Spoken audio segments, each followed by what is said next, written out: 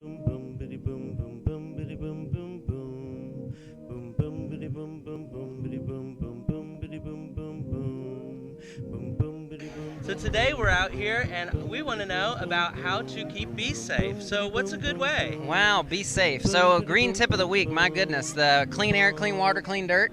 So, if we have some major fracking going on in our parking in the Wrexham Park Department, then we're going to have a lot of hard times keeping our air clean, and we're going to have a hard time keeping our water clean. And why is it important? Because bees are one in every 3 bites of food that we eat. And so if we have our bees on decline, which we do have, this year in California there were about 100,000 colonies short in the almond orchards. Oh no. So if we have few bees than we need in the way of the amount of pollination that are required to have the farmers take the fruit to the market, then we're going to have a supply and demand issue at the supermarkets. So the fewer bees that we have to pollinate those crops, then the fewer things that we can go to the supermarket and buy in the way of fruits and vegetables. So it really affects us all. It affects us all because everybody eats, and if you eat more than wheat, corn, and soy, then you're going to need to be able to go to the supermarket and find all those shelves full of beautiful colors and beautiful flavors and beautiful vitamins and minerals.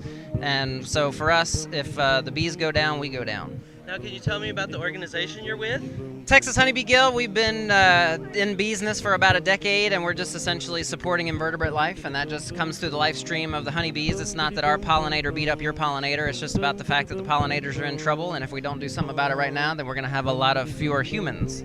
That's very true. So where can people get in touch with you or follow you? Well, my queen, Susan, has quite a presence on the Texas Honeybee Guild Facebook page. I'm just the lone drone ranger out here, so I'm keeping up with the emails and the phone calls, but we're down at the Dallas Farmers Market on Saturdays and Sundays, and you can usually find one of our guild members at some of the local farmers markets around town. Excellent. Well, thank you very much. I'm Jason Winningham. And I'm Brandon B. Pollard. And this has been your Green Tip of the Week.